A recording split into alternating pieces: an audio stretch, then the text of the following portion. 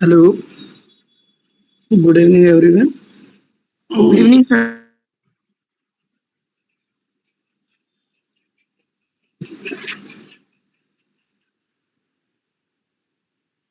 जी, तो क्या पढ़ रहे थे हम? लास्ट लेक्चर में क्या पढ़ा था हमने?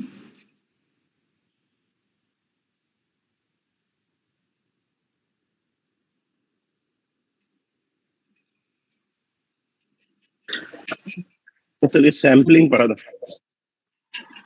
जी, तो सैम्पलिंग में किसी को कोई कंफ्यूजन था?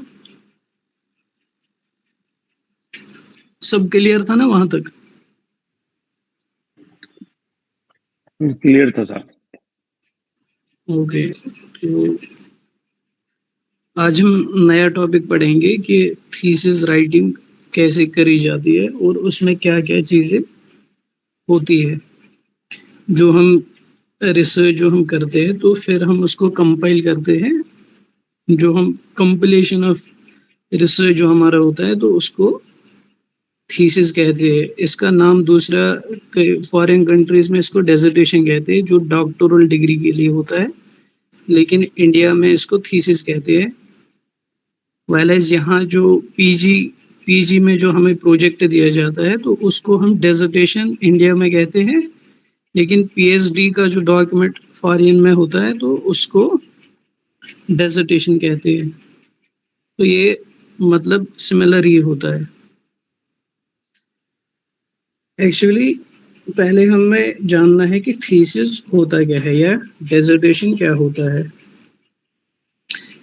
ये डॉक्यूमेंट होता है जो हमने रिसर्च किया होता है, उसका डॉक्यूमेंट होता है जिसमें हम अपना सब कुछ बताते हैं। लाइक उसमें हम क्या-क्या कोऑपरेट करते हैं, उसमें हम पहले लिखते हैं कि रिसर्च प्रॉब्लम क्या है, हमारा रिसर्च टॉपिक क्या था, फिर रिसर्च प्रॉब्लम क्या थी हमारी। तो फिर वही जो मैंने आपको 10 स्टेप्स बताए थे, फिर हाइपोथेसिस, फिर हम पूरा एक्सप्लेन करके सब कुछ उसमें बताते हैं कि सैंपलिंग कौन सी टेक्निक यूज़ करी हमने,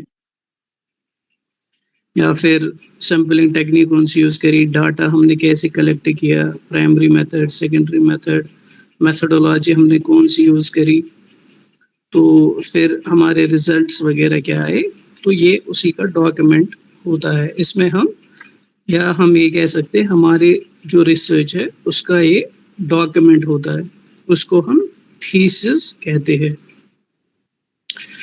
बट इसका जो फॉर्मेट है थीसिस का वो एक प्रॉपर फॉर्मेट है, मतलब ये उसी अकॉर्डिंगली होना चाहिए।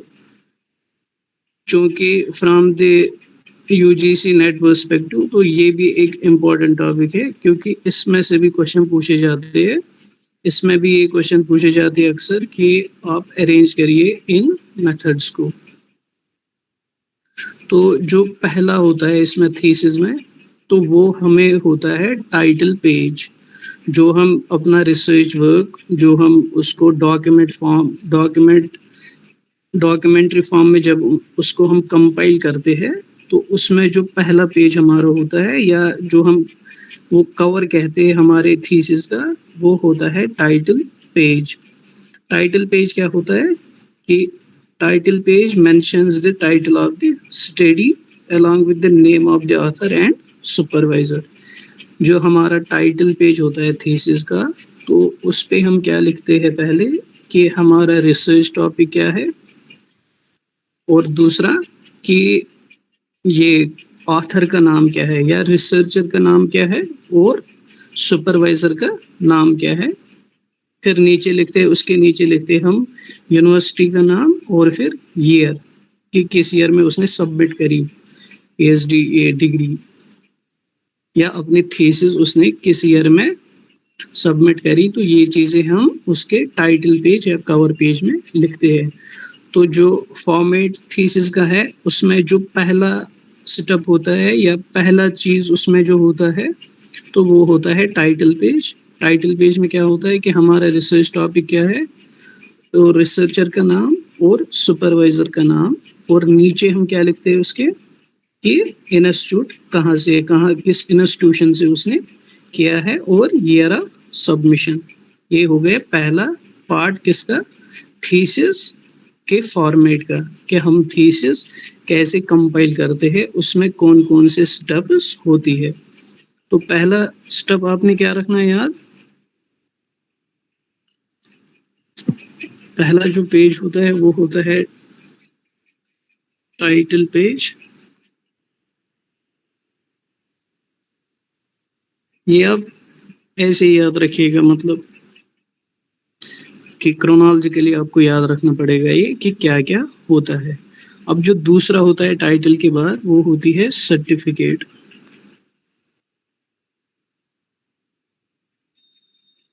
सर्टिफिकेट में क्या होता है कि सर्टिफिकेट में हम ये कहते हैं, ये रिसर्चर की सर्टिफिकेट होती है कि हाँ, ये जो मैंने ये जो रिसर्च किया है ये मेरी ओरिजिनल वर्क है, ये विदाउट, कहते हैं ना कि विदाउट कॉपी पेस्ट है, ये उसके बगैर है। सर्टिफिकेट में हम यही स्टेट करते हैं कि ये जो थीसिस मैंने लिखी है, या ये जो मैंने अपने रिसर्च कंपाइल करी है in the form of a document, ये ओरिजिनल वर्क ऑफ ऑथर है।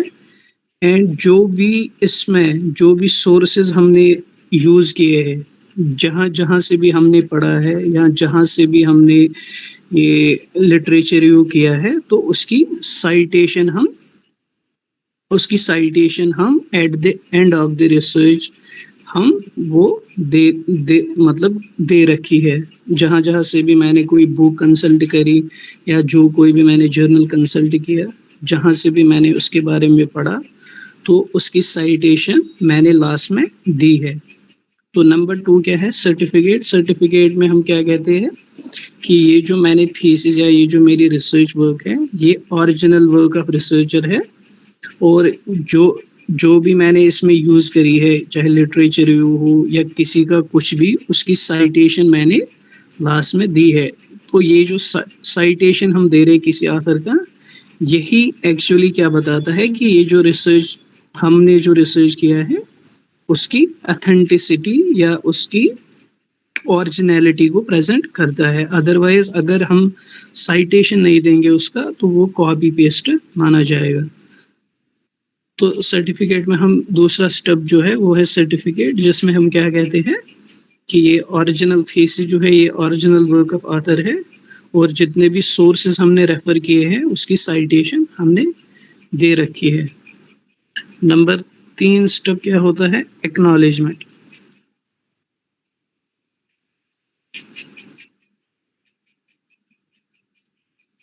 नंबर 3 स्टेप होता है इसमें एक्नॉलेजमेंट। एक्नॉलेज किसको करते हैं हम इसमें, कि इसमें क्या करते हैं हम, जो ऑथर होता है या जो रिसर्चर होता है वो ग्रेटिट्यूड करता है to all those who have helped him in the course of research.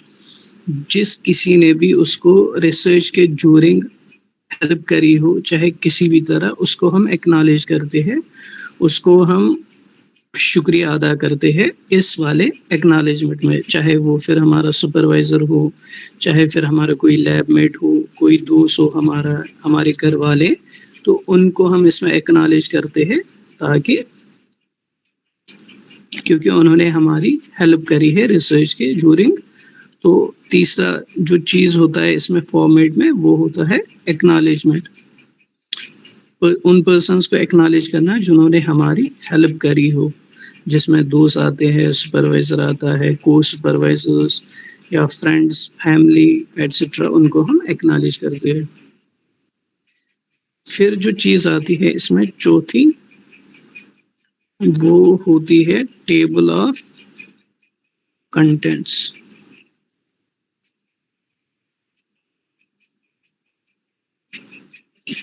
Table of contents, इसमें क्या होता है, जो हमारा कंटेंट होता है, फॉर एग्जांपल जो हमारे चैप्टर्स होते हैं, जो हमारी चैप्टराइजेशन होती है, जो हमने अपनी थीसिस में कर रखी होती है, तो उनको हम यहाँ पे बताते हैं कि इसमें हमने कौन कौन सी यूनिट लिखी है या इसमें हमने कौन कौन सी चीज़ें लिखी है, उसको हम इस चौथे स्टेप पे दिखाते हैं कि हमने इसमें ये चैप्टर लिखा है। तो उस चैप्टर को हम चौथे सर्टिफिकेट या चौथे पेज पे हम दिखाते हैं टेबल ऑफ कंटेंट। फिर होता है 5वां स्टेप, लिस्ट ऑफ टेबल्स। अब जो हमने टेबल यूज किए हो, फॉर एग्जांपल हमारा रिसर्च है वो है पॉपुलेशन चेंज पे या पॉपुलेशन ग्रोथ पे। तो अब हम इसमें क्या दिखाएंगे, जो हमने टेबल यूज करे हो। फॉर एग्जांपल हमने एक टेबल यूज किया है 2001 का, दूसरा किया है 2011 का, तीसरा किया है 2021 का। ये अलग अलग हमने फॉर एग्जांपल किए। तो इसको हम जब हम कोई टेबल प्रेजेंट करते हैं तो इसको हम वहीं पे लिखते हैं थीसिस में ही, टेबल 1, या इसको लिखेंगे टेबल 2, इसको टेबल 3। तो ये फिर हम एक पेज में, फॉर एग्जांपल 5th पेज पे हम ये दिखाते हैं कि हमने टेबल ये पॉपुलेशन टेबल या 2001 का ये हमने पेज नंबर 15 पर दिखाया है। ऐसे ही टेबल 2 जो कि पॉपुलेशन 2011 दिखा रहा है वो हमने फॉर एग्जांपल 40 पे दिखाया है। यही कहता है कि लिस्ट ऑफ टेबल, जितने भी टेबल अपने रिसर्च में यूज किए हो वो हम दिखाते हैं, और उनका साइड में उनका पेज नंबर के साथ जो भी टेबल हमने यूज किया हो उसको हम दिखाते हैं 5th नंबर पर, तो उनका पेज नंबर भी देते हैं। इसी तरह 6th में क्या दिखाते हैं हम, लिस्ट ऑफ फिगर्स। जितने भी फिगर्स हमने लाइकवाइज जैसे टेबल्स है वैसे ही जितने भी फिगर्स हमने यूज किए होंगे अपने रिसर्च में, तो वो हम ऐसे दिखाते हैं, उनका भी हम पेज नंबर दिखाते हैं। फॉर एग्जांपल हम कहेंगे अभी जो पॉपुलेशन मैंने बताया आपको, अभी फॉर एग्जांपल पॉपुलेशन 2001 2011, फिर हमने ये दिखाया फॉर एग्जांपल बार डायग्राम से, बार ग्राफ से, या बार डायग्राम कहिए, बार ग्राफ से। तो हम कहेंगे यहाँ पे बार ग्राफ ये पेज नंबर 40 पे है फॉर एग्जांपल। ऐसे ही और बार ग्राफ 2 इसमें भी लिखते हैं हम, मतलब जब हम एक बनाते हैं तो उसमें नीचे हम दिखाते हैं डायग्राम या फिगर 1 फॉर एग्जांपल पॉपुलेशन, जो हमें पॉपुलेशन दिखाता है क्या 2001। लाइकवाइज ऐसे ही पॉपुलेशन अगर हमने दूसरा बार ग्राफ बनाया या बार डायग्राम या मल्टीपल बार डायग्राम बहुत सारे हैं, या लाइन ग्राफ हमने दिखाया, तो वो हम लिस्ट ऑफ फिगर्स में इंक्लूड करते हैं, जिसका हमें अलग से पेज देना होता है, जिसमें हम सब मेंशन करते हैं कहाँ पे हमने क्या दिखाया, इंक्लूडिंग पेज नंबर्स। फिर abbreviations, list of abbreviations,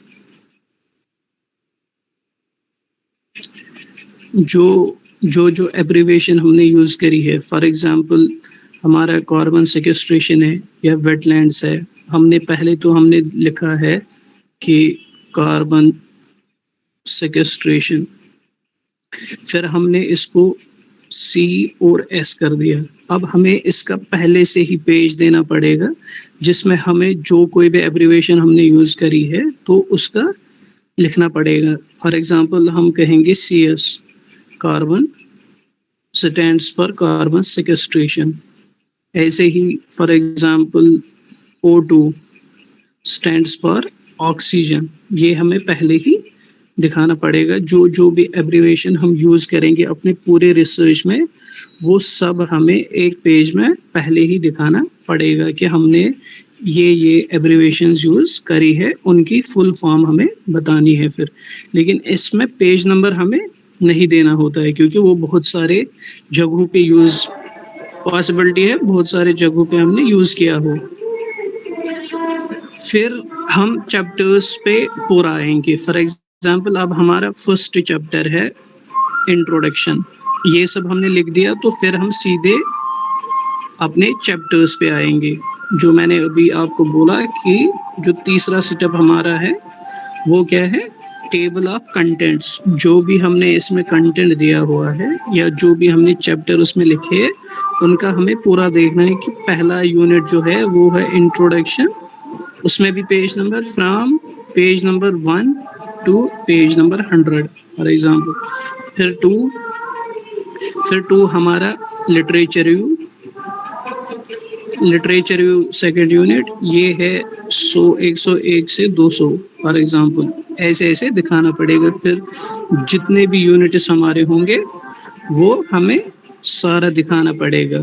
for example किसी के रिसर्च में 5 यूनिट होते हैं, किसी के 10 होते हैं, तो उसको पूरे दिखाने पड़ेंगे with page numbers.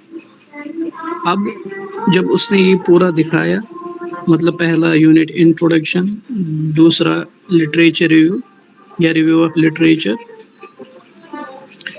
Literature review, इसका भी पेज नंबर पूरा दिखाया, ठीक है। तीसरा रिसर्च मेथोडोलॉजी या जो भी हमने इसमें मेथड्स यूज़ किए होंगे तो ये हमें दिखाना पड़ेगा। फिर फॉर एग्जांपल इसी में ये एनालिसिस है, प्रेजेंटेशन ऑफ डाटा, हमने कहाँ से डेटा लिया, कौन सी सैम्पलिंग टेक्निक यूज़ करी, फिर हमने उसको प्रेजेंट करना है डेटा को। ये सारी चीज़ें हमने बतानी होगी in detail with page number, along with page numbers. तो फिर लास्ट का जो इसमें सेटअप आता है वो बिब्लियोग्राफी।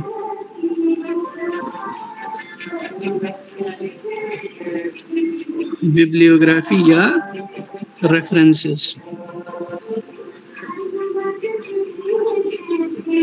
बिब्लियोग्राफी या रेफरेंसेस ये होता है कि जहाँ से हमने कुछ पढ़ा है, जो मैंने आपको पहले बताया कि जब हम लिटरेचर रिव्यू करते हैं तो उसमें हम जहाँ से भी उस टॉपिक के बारे में हमने पढ़ा होगा या किसी ऑथर की साइटेशन हम कहीं देते हैं। फॉर एग्जांपल पॉपुलेशन में हम पॉपुलेशन पे कर रहे हैं तो किसी ने हमें ये बोला, किसी ने ये कहा है कि इंडिया की पॉपुलेशन अगर ऐसे ही ग्रो करती रही तो India will face less problems in future. For example ये डेविस ने कहा है कि जो करंट ट्रेंड है इंडिया की पॉपुलेशन की, अगर इफ इट कंटिन्यूज, इंडिया को बहुत गहरी या बहुत ज़्यादा प्रॉब्लम्स फेस करनी पड़ेंगी इन टर्म्स ऑफ अगर हम कहेंगे सोशल इनइक्वालिटी या development in terms of economic development, तो हम फिर उसका नाम उधर लिख देंगे। ये डेविस ने कहा है ऐसे फॉर एग्जांपल 2015 में। इसकी साइटेशन देनी बहुत ज़रूरी है। एक तो ये हमने इधर मेंशन किया, फिर लास्ट में हमें रेफरेंसेस में इसकी साइटेशन देनी पड़ेगी। हाँ, डेविस ने ये फलां पेपर में या फलां इस जर्नल में उसका ये आया था, फॉर एग्जांपल उसकी बुक आई थी या उसका पेपर आया था, उसमें उसने ये कहा है। तो उसको बिब्लियोग्राफी भी कहते हैं या रेफरेंसेस कहते हैं। ये लास्ट स्टेप होता है इसका। लेकिन अब ये जो बिब्लियोग्राफी जो है इसको हम 3-4 तरीकों से दिखा सकते हैं। एक है एपीए, अमेरिकन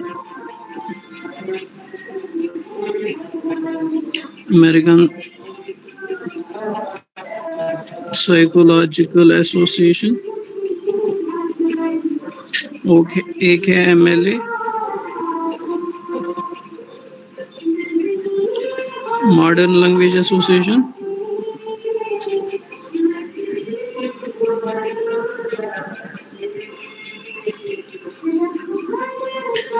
एक है शिकागो मैनुअल, और भी है एक दो। एक सेकंड, मैं वो पीपीटी ऑन कर रहा हूँ तो आपको ज़्यादा समझ में आएगा उससे।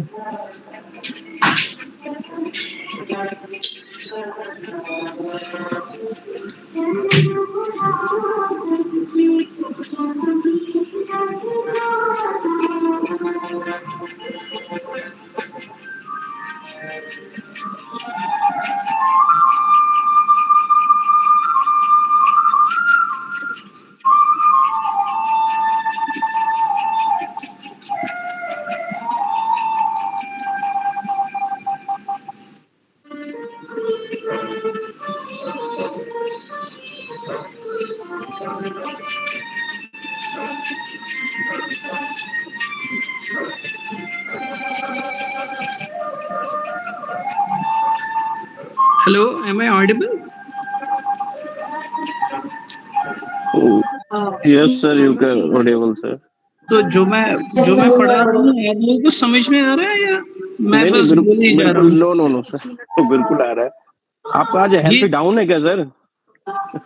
जी, असल में थोड़ा हेडेक है थोड़ा, और यहाँ थोड़ा शोर है तो इस वजह से शायद नो कम नो आवाज नो आ रही नो- होगी। नहीं नहीं, आवाज आपकी ठीक आ रही है, बट जो साउंड आपका थोड़ा वो जो एनर्जेटिक मोड रहता है ना, मतलब you are G G sounding a bit sick. Sir आप कुछ बैकग्राउंड म्यूजिक चल रहा है सर, म्यूजिक म्यूजिक सर, गाना। जी जी, वही वही मैं कह रहा हूँ कि यहाँ पे ये चल रहा जी है। सर। जी सर, जी वही देखिए, जी जी। जी ये मैं कह रहा था कि जो हम लास्ट में देते हैं ना बिब्लियोग्राफी, या जिसको हम रेफरेंसेस कहते हैं, तो उसके जो साइटेशन के तरीके हैं वो ये है। एक होता है एमएलए, जो हम यूज़ किस में करते हैं, एमएलए मतलब मॉडर्न लैंग्वेज एसोसिएशन। ये मोस्टली हम यूज़ करते हैं इंग्लिश में, लिटरेचर में, फॉरेन लैंग्वेज, कम्युनिकेशन और रिलीजियस स्टडीज़। और एक होता है एपीए, अमेरिकन साइकोलॉजिकल एसोसिएशन। ये आर्ट्स में मोस्टली यूज़ किया जाता है, जैसे psychology, education, economics, nursing, linguistic, Chicago, history, art वगैरह इसमें। अब मैं आपको इसमें डिफरेंस बताता हूँ ये क्या है। देखिए, जब हम साइटेशन देंगे फॉर एग्जांपल नाम का, एपीए और एमएलए में डिफरेंस देखिए। अगर हमें नाम देखना होगा, फॉर एग्जांपल किसी ऑथर है, उसने कोई अपना आर्टिकल 2019 में लिखा है, ठीक है, तो फिर हमने उसकी कोई साइटेशन उठाई, फॉर एग्जांपल उसके पेपर में या उसके किसी बुक से हमने साइटेशन उठाई, तो फिर हमने उसका पूरा मेंशन किया, उसका नाम पहले सुमित, फिर कामा, फिर 2019 जिस ईयर में उसने वो दी है या जिस ईयर में उसकी वो बुक पब्लिश्ड है, और उसका पेज नंबर। वाले जो मॉडर्न लैंग्वेज एसोसिएशन है उसमें हम क्या करते हैं, सीधे उसमें हम सीधे नाम लिखते हैं और पेज नंबर लिखते हैं, सीधे सुमित और पेज 25। फिर जब हमें वो लास्ट में जब हमें वो टाइटल देना होता है रेफरेंस लिस्ट का, मतलब किसी चीज में हम लिखते हैं रेफरेंसेस, और इसमें हम जब अगर हम ये वाली यूज कर रहे हैं अमेरिकोलॉजिकल एसोसिएशन, तो हम रेफरेंस कंप्लीट कर दिया। तो अब हमें वहीं पे डिसाइड करना है कि हम कौन सा यूज करेंगे। फॉर एग्जांपल, अगर हम एपीए वाला यूज कर रहे हैं अपने उसमें रेफरेंसेस को साइट करने में, तो हम लिखेंगे फिर references.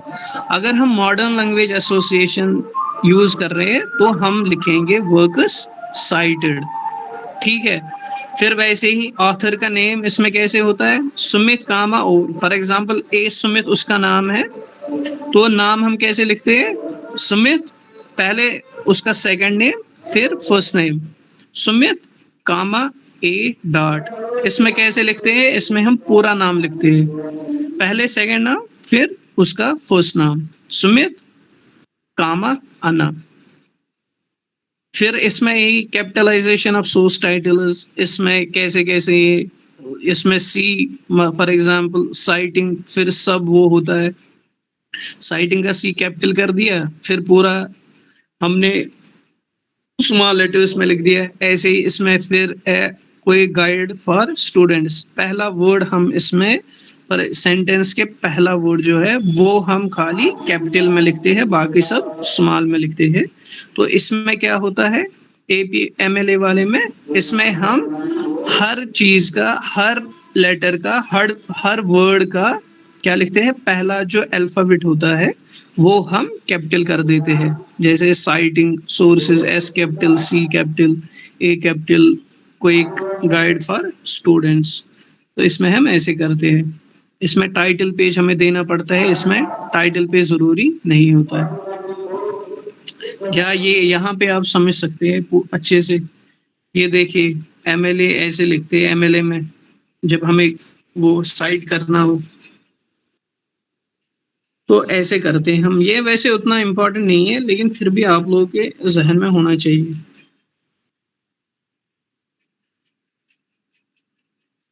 Wolff Edward N. Top Heavy, A Study of Increasing Inequality of Wealth in America, New York, 20th Century Fund Press, 1905। इसमें हम ईयर पहले ही लिखते हैं, इस वाले में, एपीए वाले में। तो ये उतना मतलब वो नहीं है, इम्पोर्टेंट नहीं है। तो ये देखिए आप, इसमें क्या है, मार्जिन्स कितने उतने चाहिए एग्जैक्टली। एमएलए में 1 inch on top, bottom and sides, मतलब पूरा जो वो है, जो हमारा पेज है उसमें इक्वली चारों तरफ मार्जिन होना चाहिए 1 इंच का। इसमें एटलीस्ट 1 इंच होना चाहिए on top, bottom and sides, कम से कम 1 इंच होना चाहिए। इसमें भी शिकागो में भी यही होना चाहिए। अलाइनमेंट इसमें लेफ्ट मार्जिन पे होना चाहिए, इसमें लेफ्ट मार्जिन। अच्छा, अलाइनमेंट सबका सेम होना चाहिए, ये तो ऑब्वियस है ये वाला। Spacing double space everything. अच्छा, हेडिंग, अच्छा इसमें पूरा डबल स्पेस होना चाहिए। हेडिंग भी, टेक्स्ट भी, वर्क साइटेड भी, एटसेट्रा, इसमें भी double space everything except special items like equations के बगैर, टेबल्स और फिगर्स के बगैर। तो ये आप खुद देख लीजिएगा, ये उतना इम्पोर्टेंट वैसे है नहीं ये वाला। बस ये इसमें याद रखिए कि जो थीसिस का जो फॉर्मेट है वो हम कैसे करते हैं, उसमें कौन कौन से स्टेप्स होते हैं, क्योंकि ये क्वेश्चन बहुत बार पूछा जाता है कि आप इन स्टेप्स को थीसिस फॉर्मेट के स्टेप से इनको अरेंज करिए। कभी कभी आता है फ्रॉम टॉप टू बॉटम, या कभी पूछ लेता है बॉटम टू टॉप। तो ये आप याद रखिए कि इसमें कौन कौन सा स्टेप होता है। इसमें मैंने आपको पहले बताया था कि पहले टाइटल पेज आता है, फिर से दोहरा रहा हूँ मैं, इसमें पहले क्या क्या बोला था मैंने कि टाइटल पेज, जिसमें हम क्या करते हैं, नाम लिखते हैं, पहले टॉपिक का नाम, फिर रिसर्चर का नाम, फिर सुपरवाइजर का नाम, उसके बाद यूनिवर्सिटी का नाम, उसके बाद किस ईयर में वो सबमिट कर रहे हैं अपनी थीसिस, फिर सर्टिफिकेट कि उसमें हम ये कहते हैं कि ये जो वर्क हमने करी है, ये जो हमने रिसर्च किया है, it's the original work of author, and इसमें जितने भी सोर्सेज हमने रेफर किए हैं, and all the sources that have been referred have been cited, वो हमने लास्ट में साइट किए हैं, वो हमने इसमें बताए हैं।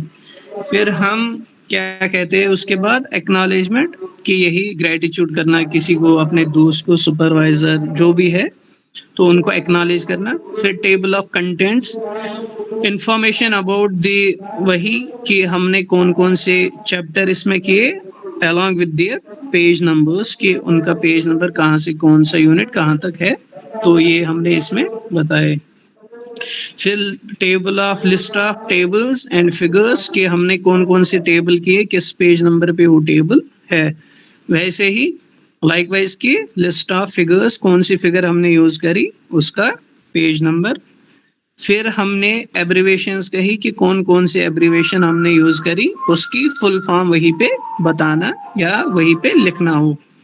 तो फिर हमने चैप्टराइजेशन जो हमने बोला, तो फिर हम एक एक चैप्टर को इसमें लिख रहे हैं, मतलब स्टार्ट कर रहे हैं। पहला यूनिट या पहला चैप्टर जो है वो है फॉर एग्जांपल इंट्रोडक्शन, कि जो हमारा टॉपिक है उसके बारे में लिखना, या उसमें कौन सी प्रॉब्लम हमने ढूंढी उसके बारे में लिखना। फिर हम ये रिसर्च क्यों करना चाह रहे थे उसके बारे में लिखना, ऑब्जेक्टिव्स फिर लिखने, ठीक है। फिर टेंटेटिव हाइपोथेसिस लिखना। यहाँ तक आ गया पहला यूनिट फॉर एग्जांपल। फिर दूसरा यूनिट, फिर हमने डेटा एनालिसिस कैसे किया, या डेटा कैसे कलेक्ट किया हमने, या जिसको मैं नटशेल में बोल सकता हूँ कि मेथोडोलॉजी क्या है, उसमें कौन सी मेथोडोलॉजी हमने यूज़ करी, कौन-कौन से रिसर्च मेथड्स यूज़ करे हमने, कौन सी सैंपलिंग टेक्निक यूज़ करी, तो कौन सी डेटा कलेक्शन मेथड हमने यूज़ किया। फिर डेटा एनालिसिस का प्रेजेंटेशन, फिर कंक्लूजन एंड समरी कि अब कंक्लूजन क्या निकला, उसकी समरी फिर करना ऑब्वियसली कि बताना कि क्या प्रॉब्लम थी, तो ये जो प्रॉब्लम है, फिर ऑब्वियसली उसमें ये भी देना कि सॉल्यूशन देना उस प्रॉब्लम का कि कैसे हम उस प्रॉब्लम को कम कर सकते हैं या कैसे हम इन फ्यूचर में इस प्रॉब्लम से बच सकते हैं। तो फिर बिब्लियोग्राफी कि यही कि जो हमने रिसोर्सेज ये रेफर करे हैं अपने रिसर्च वर्क में, उनको साइट करना, उनको लिखना। फिर उसके मेथड्स है जैसे एपीए है, अमेरिकन एसोसिएशन साइकोलॉजी है, मॉडर्न लैंग्वेज एसोसिएशन है एंड शिकागो मैनुअल है। तो इनके थ्रू हम उनको साइट करते हैं। ठीक है, किसी को कोई डाउट है?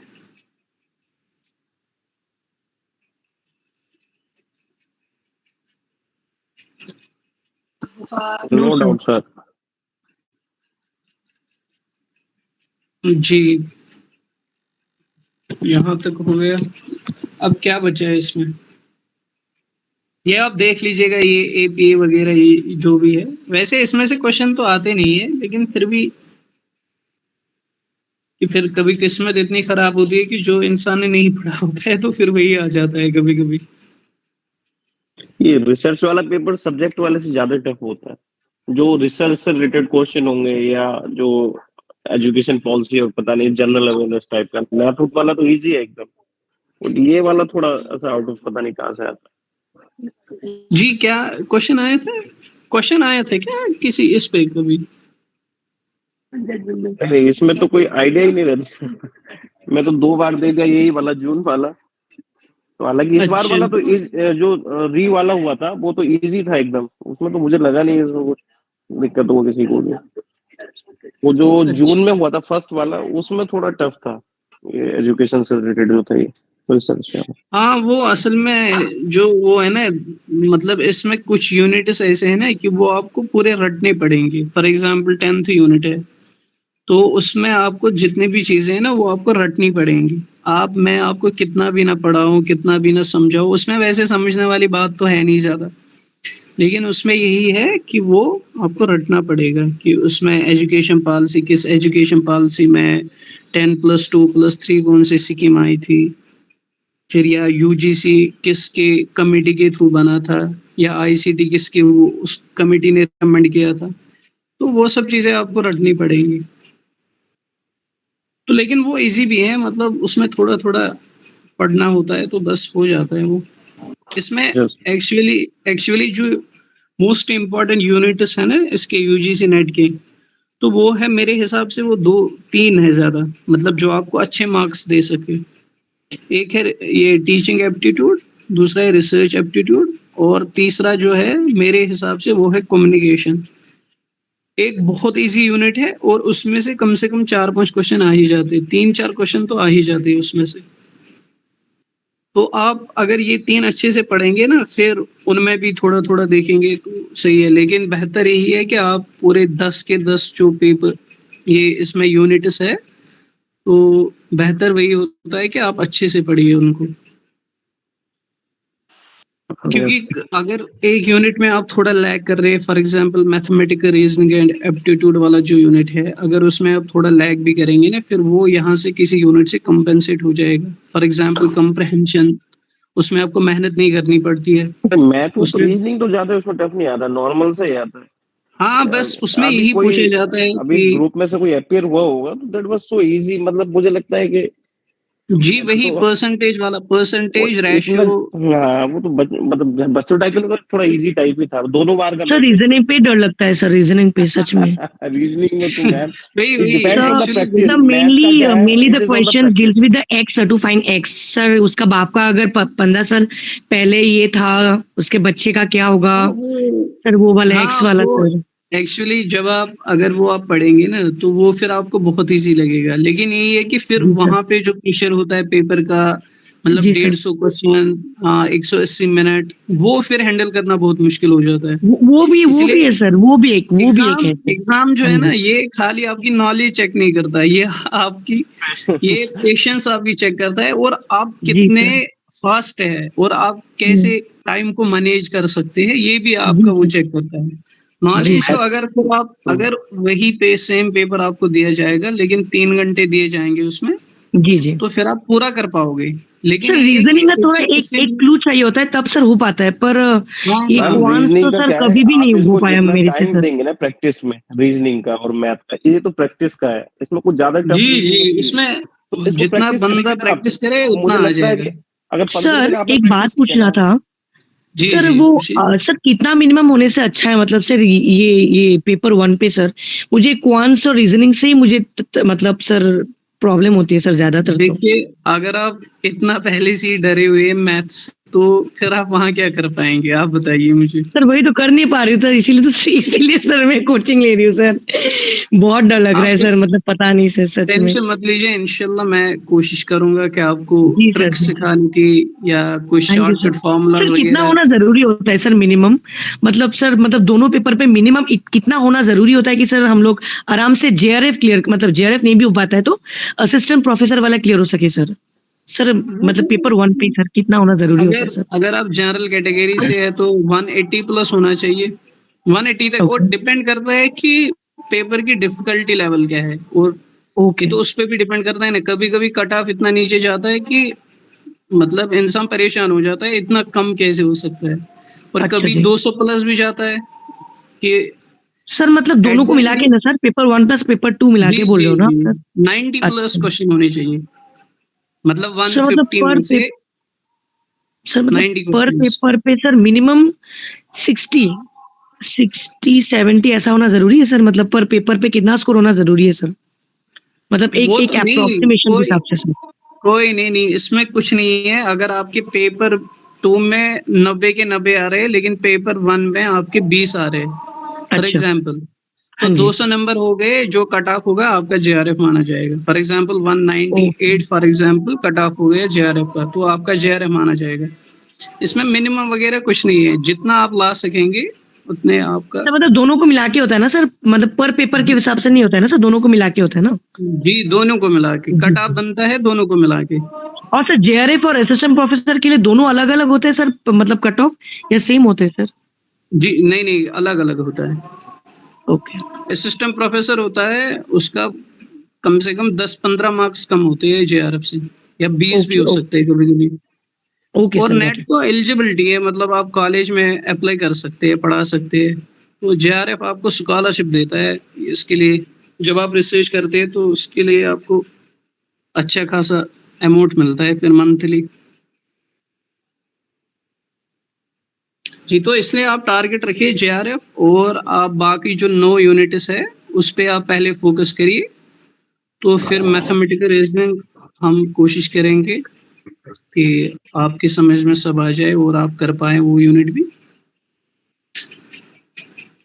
Right sir. जी, तो कल हम अब कल मिलेंगे। मुझे लगता है हमें टाइमिंग, आप अगर कंफर्टेबल है तो 5 से 6 में पढ़ा सकता हूँ फिर। मतलब अगर आप फ्री है 5 से 6, तो फिर हम कल से 5 to 6 क्लास ले लिया करेंगे, या 5:15 to 6। Sir I am available sir. then maybe बाकी वो अगर सर हाँ सर ये बाकी थोड़ा लोगों का सा देखते हैं सभी से एक सर। बार कंसल्ट कर जाएगा, that would be better sir. Someone is practicing और समवन इज विजिटिंग होम तक कहीं से आ रहा है, तो मतलब जैसे ऑफिस का आ रहा है, मेरा ही ऑफिस का आ रहा है, जी जी, तो मैं कभी अगर तो आप नहीं नहीं, सबको कोई प्रॉब्लम नहीं है तो फिर ये आई तो विल एक टेक बार योर क्लास एट अभी इस 15। ग्रुप में कितने लोग हैं ये भी इसका कंफर्मेशन नहीं है अभी। जी जी, कभी मैं 4 लोग करते हैं, कभी 3 काशिफ लोग सर के अटेंशन। काशिफ सर से उसमें उस पे बात करके फिर आप लोगों को बता दूंगा। ठीक है, राइट अगर राइट। आप भी कंफर्टेबल होंगे और फ्री होंगे तो फिर उसी टाइम सही है।